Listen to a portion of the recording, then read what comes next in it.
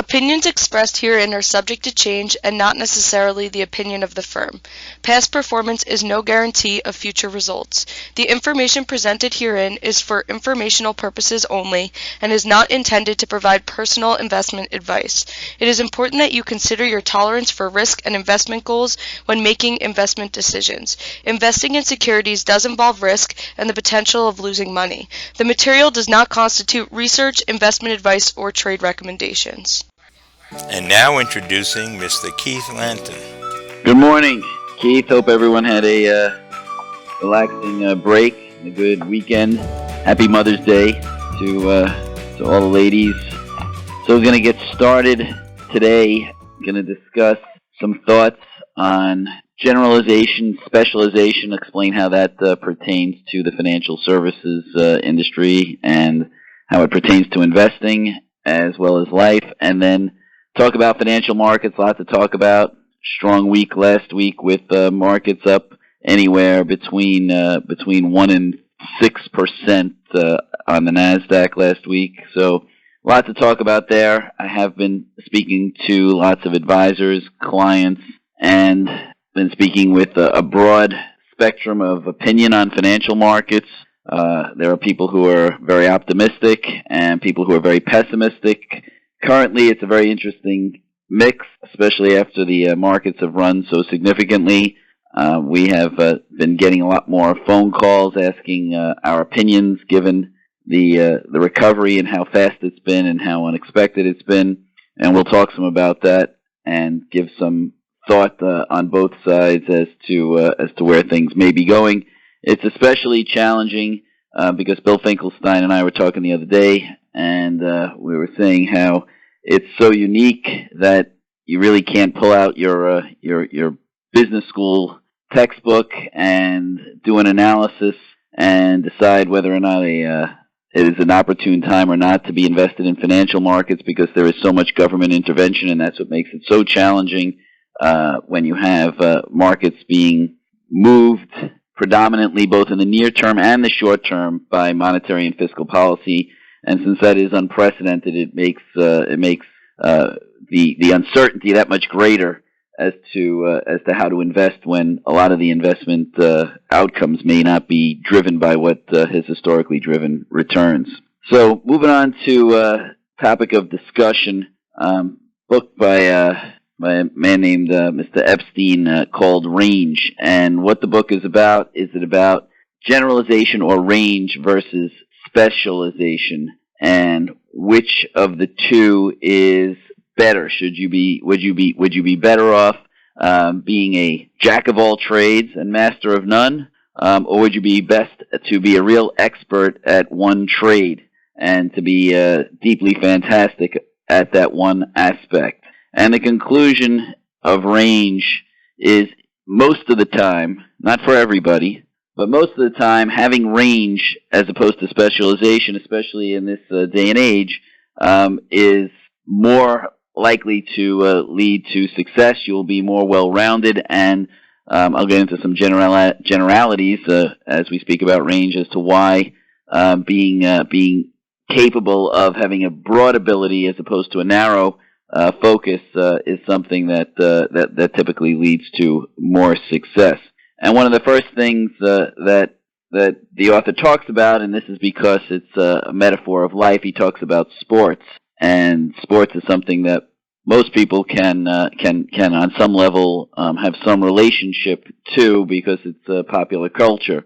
And what he points out is that those who become the best of the best in their fields very often are viewed as specialists, and they are. Whether you're Tom Brady of the New England Patriots or you're Muhammad Ali, you've developed a severe and strong specialization. But what he goes on to say is that prior to most athletes becoming the quintessential athletes that they become, they previously played many sports.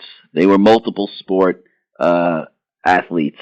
And the point here is that by engaging in multiple sports, just like in life, if we engage in multiple endeavors, that what we learn from one sport, whether it's baseball, basketball, hockey, and then apply it to another sport, could be lacrosse, is very, very translatable. And the skills that we developed and the muscles that we work in one sport often help with another sport. The critical thinking that we do on an instantaneous basis of whether or not we should play offense or run up the field, whatever sport it is, or we should play defense, whether or not we should steal on a pitcher. All those thoughts can be learned and help cumulatively build that knowledge base from other sports. So while athletes generally wind up specializing, they usually start out as playing many different sports. Examples are Roger Federer, for example, was a person who played numerous sports, almost became a soccer player. Tom Brady was contemplating playing baseball instead of football. Jim Brown was a superb athlete in numerous sports, played 3 sports in Division I athletics. Michael Jordan, phenomenal basketball player, as we know, and also attempted to play professional baseball. Bo Jackson, Deion Sanders. And that is also translatable into the world of business. Think about some of the most brilliant thinkers in modern finance, and you come to Elon Musk, who's obviously involved in Tesla, but also working on SpaceX and his Boring Company. You got Jack Dorsey, who's over at Square and Twitter. Richard Branson, with all the different Virgin labels. Some of the greatest thinkers are multidisciplinary thinkers.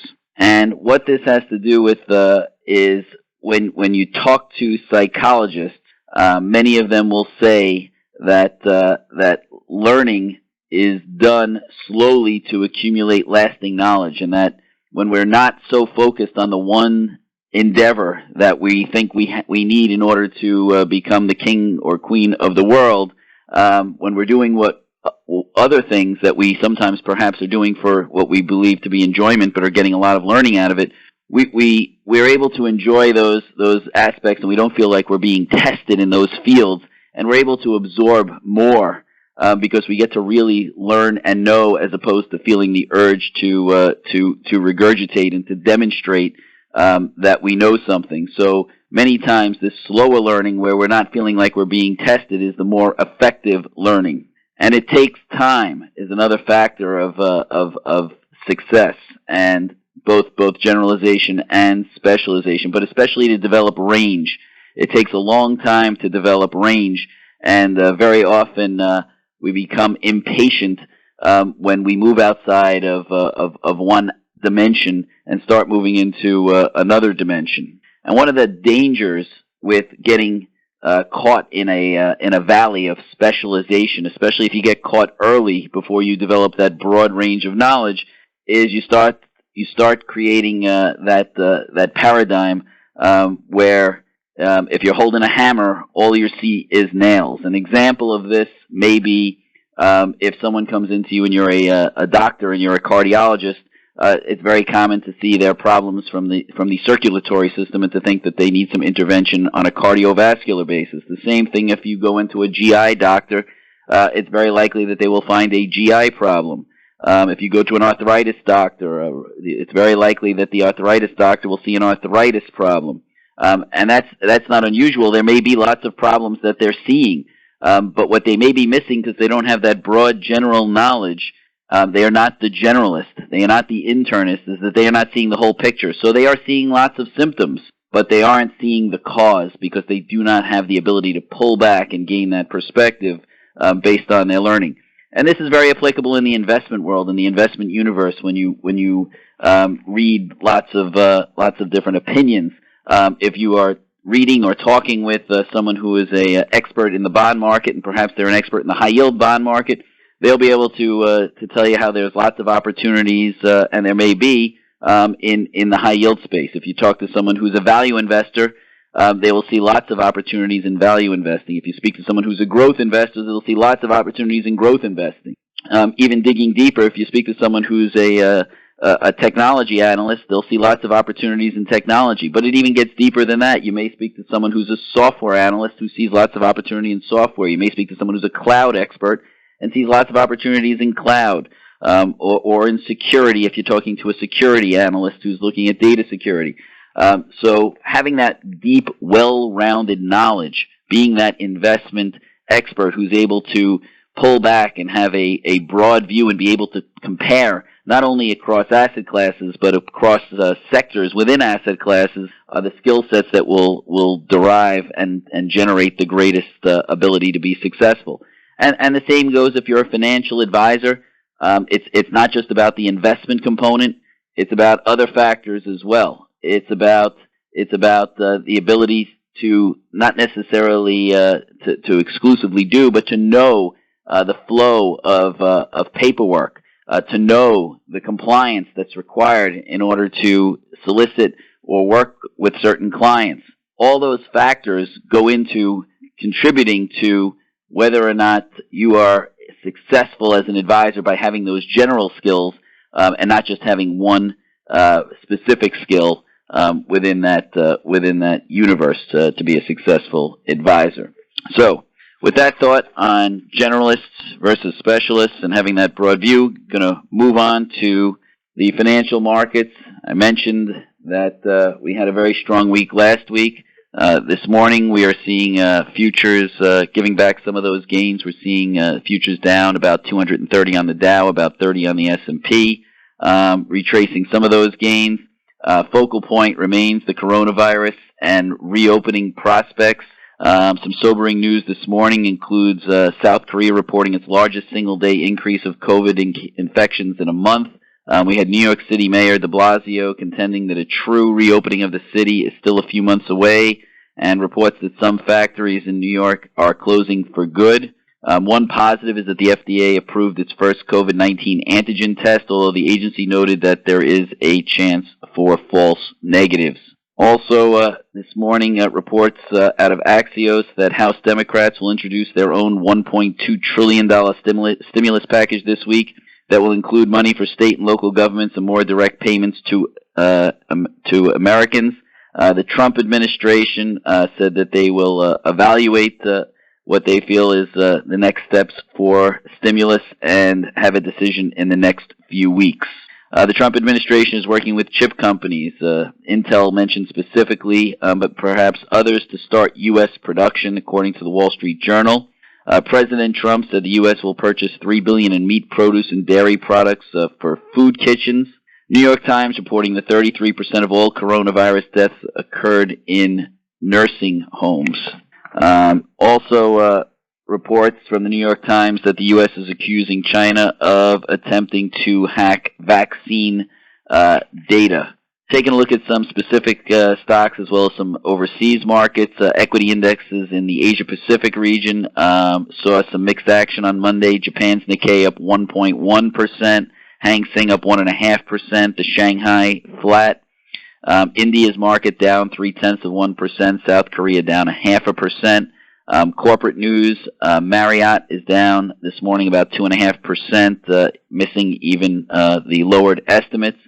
Tesla in the news, down a few percent this morning as the company continues to fight with Alameda County over when it can reopen. Elon Musk is threatening to move its headquarters and future programs out of California. Cardinal Health this morning, CAH, is up about 10% after beating top and bottom line estimates. And Coty, COTY, is up about 13% after announcing a strategic partnership with KKR, whereby KKR is going to be investing in several of the brands that Coty owns. Also, Google in the news this morning.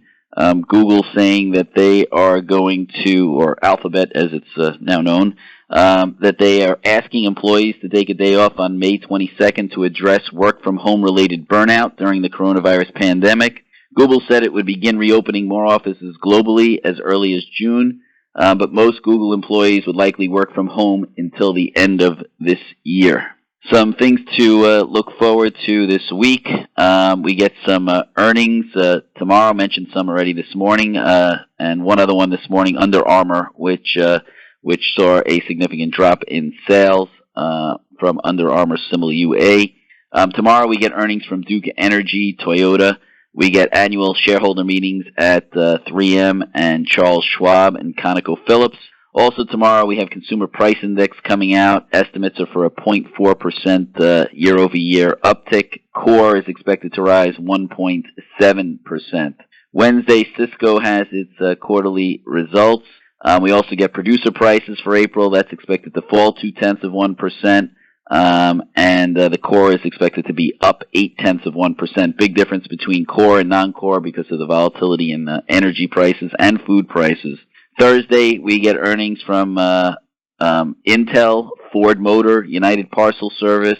Also on Friday, perhaps the biggest number of the week is the Census Bureau reporting sales data for April. Forecasts call for sales in April retail sales to plummet by 10.6%. That would exceed the 8.4% drop in March. And also on Friday, we get the University of Michigan releasing its Consumer Sentiment Index for May, and we're looking for a number of 68. That would be below April's 71.8. The last time the number was below 70 was in 2011. Moving on to Barron's. Barron's had a few interesting stories talking about different stocks as well as valuations. By and large, Barron's ran some articles trying to explain the recent move up in the equity markets and to give some clarity with respect to that. One article talked about 10 tech stocks worth still buying. Article starts out saying it's hard to be shocked in this environment, but tech is still managing to deliver surprises. After roaring 30% over the last 6 weeks, the NASDAQ composite has wiped out all of its 2020 losses. Through Friday's close, NASDAQ is up 1.7% for the year. That's in spite of the fact that 20 million Americans have lost their jobs amid the greatest decline since the Great Depression in economic activity. Yet the NASDAQ is within spitting distance of its all-time high.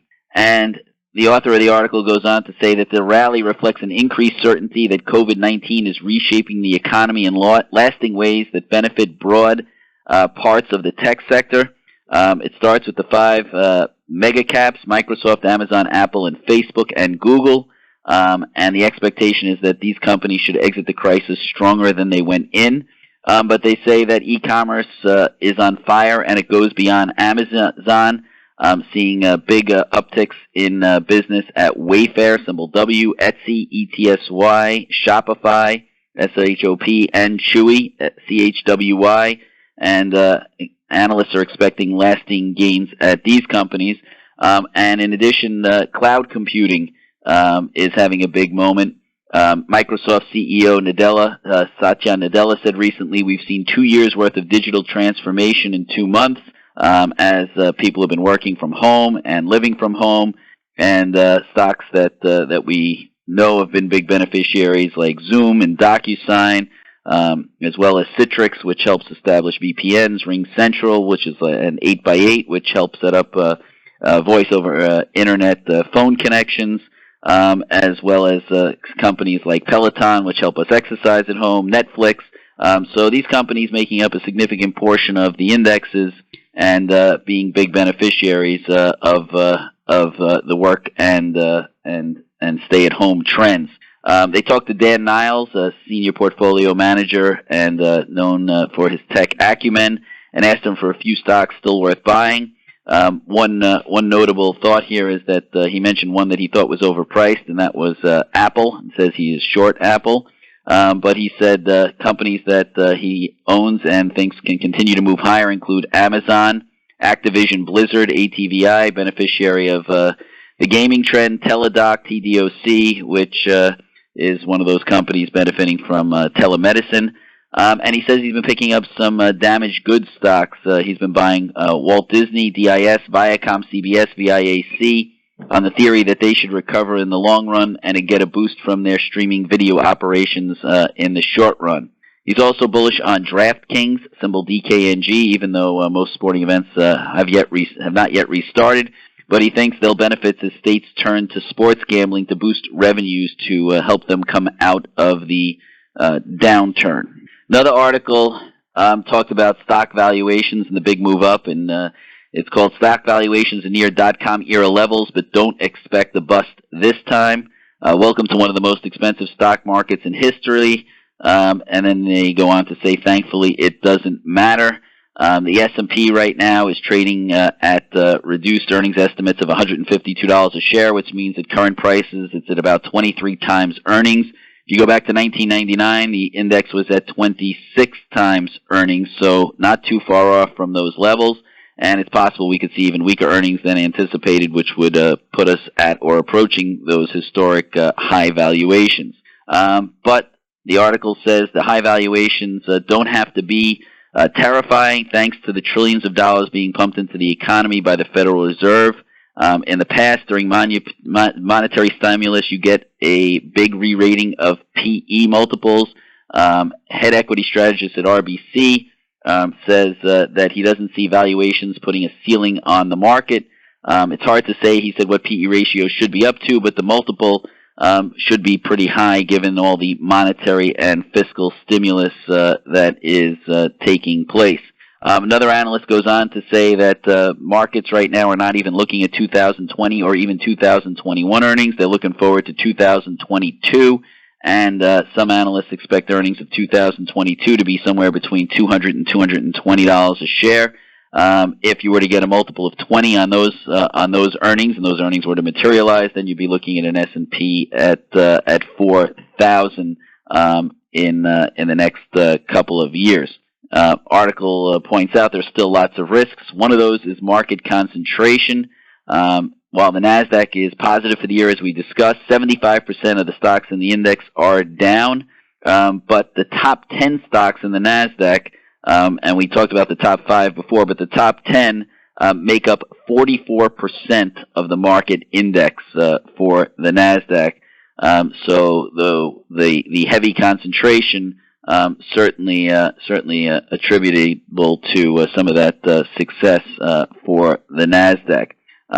The Microsoft CEO, which I had quoted earlier, said on their recent conference call that the virus has turbocharged companies' digital transformation plans, and he is seeing a significant boost to Microsoft's cloud business. But even though tech is one of the big beneficiaries, some less economically sensitive stocks also potentially could start to participate in the rally if the recovery just starts to take hold to a certain extent. Some other thoughts of companies doing well in during the pandemic. One of those companies is companies like Domino's Pizza in the takeout space. Interestingly, Domino's, rare example of a company that is seeing accelerating growth, as is their competitor Papa John, PZZA. What's interesting here is that 2/3 of all big pizza chain orders are made digitally, and one of the advantages that Domino's and Papa John's have versus the mom and pop shops is that franchisees pay about 25 cents to the corporate parent on a $20 order. If you're an independent shop and you're relying on third-party apps, it's going to cost you somewhere between $2 and $3. So the opportunity there is for the big to get bigger. Another thing that some people are doing while they shelter at home is they are buying more alcohol. Specifically, they are buying more hard seltzer. Sales there grew by 300% during the first 5 weeks of the pandemic. Some additional facts around alcohol. Nielsen saying that sales growth in boxed wine has accelerated to 44% during the pandemic, and sales of 1.75-liter bottles of liquor, sometimes called handles because the bottles are so big that they're made with big handles for easier lifting. Those have rocketed 47%, apparently, as people are looking to shelter in place and make sure that they have sufficient alcohol with them while they shelter in place. I'm going to mention a couple of value stocks mentioned in Barron's, and then I'm going to turn things over to Brad to talk some more about financial markets this morning. Barron's talked about a few value stocks. We talked about some growth stocks, so here's some value ideas. One of which is Keurig Dr. Pepper, KDP. This is a company that is growing sales and margins, powered by its 80% share of the market for K-Cups. I can say for the handful of us that are here in the Melville office that used to be active purchasers of outside coffee, that we are very active users of our Keurig K-Cups, and perhaps we are representative of lots of the American public, and the analyst here feels that Keurig could be a long-term beneficiary of the trend to brew coffee at home. Another company he mentioned is Mohawk Industries, MHK, which is the floor-making company with ties to housing. Consumers are starting to think about what to do with their time, and one of those things that they're thinking about doing is upgrading and remodeling their homes. Anecdotal story, over the weekend, I went to Home Depot, but I went to curbside pickup, where they bring it out to your trunk. But what I saw was unbelievable in terms of the number of people waiting to get into Home Depot. Probably 200 or 300 people in line at one Home Depot on Mother's Day to purchase items to fix up their homes. So perhaps that trend is starting to take place. Also mentioned positively here is a company that has gotten lots of negative attention, but perhaps if you're optimistic, is starting to turn things around. Wells Fargo, WFC, trading at just 7 times earnings. Got a new CEO who's looking to right the ship there. Also mentioned is Williams Company, WMB, natural gas pipeline operator that has been battered with other energy stocks. Even though demand has fallen less for oil than for crude oil, Williams shares yield a little over 8%. Also, another high yielder mentioned is Ares Capital, ARCC, one of the largest business development companies. Business development companies lend to small and mid-sized businesses. They do face substantial loan loss risks, but Ares has demonstrated that they have successfully navigated past crises. They recently had earnings reports and reported their net asset value. Stock is currently yielding just about 12%. Obviously, that return comes with the risks I mentioned. And finally, another cyclical company mentioned is Dow. Used to be known as Dow Chemical, spun out of DuPont, DOW, commodity chemicals maker. It's another cyclical, currently in a tough times, but looking for the cyclical upswing. Stock's paying a little over 8%. Dividend at 8% is something to be concerned about a cut, but many analysts are suggesting that they think the dividend is safe, and they are still generating free cash flow of over $2 billion. So a couple of ideas there on the yield side, and going to turn it over to Brad, speaking of yield, to talk some more about the markets and the bond market. Good morning, Brad. Morning, Keith. Thanks. Morning, everyone. Where we're at the moment is there's really no way to quantify munis as a market. Anyone that says munis are up X or down X are living in a world of funds. And it is there are opportunities that are always created in the municipal market, not being in funds because there is such a bifurcated market. Right now, the market is bifurcating the winners and the losers. Everyone, it's common sense and headline news which of the municipals are winning and which are losing. Utah is Amazon, and name your stock as being New Jersey Transportation or Puerto Rico. So you have to be careful what you're doing here. I strongly recommend that when we have strength in the market, sell your lower grade bonds into strength. As when we have weakness, buy higher quality. I know I'm sounding like a broken record, but munis are still acting like equities. It's going to be curious if we ever have a sell-off in the equity market again, if the municipal market will sell off as well. The municipal market is completely dependent here on federal funding. So you have to keep your eyes open on those headlines. We are also very dependent on a successful reopen, which another thought of common sense that may or may not happen.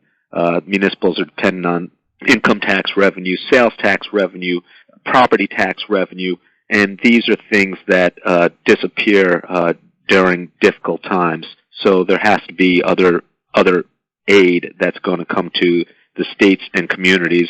As for the revenue bonds, bridges, tunnels, airports, you have to have people using these authorities to pay the revenue, and it's just something to continue to keep an eye on. Obviously, the one of the thoughts of why municipals are trading like equities is higher equity prices do help the municipalities and other institutions, because higher equity prices obviously help pension funds as well as endowments that are heavily invested in the equity market. Last week I had suggested buying some shorter-term bonds, and if as an option for those who are looking to buy. I think more people are focused on selling their lower-grade bonds here, which I don't think is a horrible idea. And the shorter-term bonds, in the meantime, have lost some of their luster, so people are buying. I would suggest start to look into that intermediate range, where we're almost back to where we were before the pandemic happened for the quality of bonds that I would be a buyer of, and I would go back to looking at decent coupons, some calls, some kickers, things of those lines, things along those lines. And the last comment that I have to make is that with all this spending, we're absolutely going to have to watch for what's going to happen with long-term rates and inflation. At the moment, no one seems to be watching what's going on with the Treasury market, because everyone just assumes that interest rates are going to be low forever. That could be the case with short-term rates, because those are obviously controlled by the federal governments, international banks. But it's just something to keep in mind, that as longer rates go higher down the road, which will be inevitable as we hit that $30 trillion deficit mark, it's something to keep in mind that high-grade bonds will be pegged to the longer Treasury rates. At the moment, municipals are completely disconnected from Treasuries, and but down the road, it's just something to think about, and we'll talk about that at a later date. Thanks. Thanks, Brad. Just give an update. The futures markets have gone a little bit lower. We're looking at about a 250-point drop on the Dow. On CNBC, one of the investors, Tudor Jones, said that he thinks there'll be a second depression if we remain in a lockdown a year from now. Perhaps that headline adding to some of the sentiment this morning. Also want to mention oil relatively flat this morning, as is the dollar as well. That's everything I've got. Thank you for listening to Mr. Keith Lanton. For more podcasts, please visit our website, www.lanternwa.com.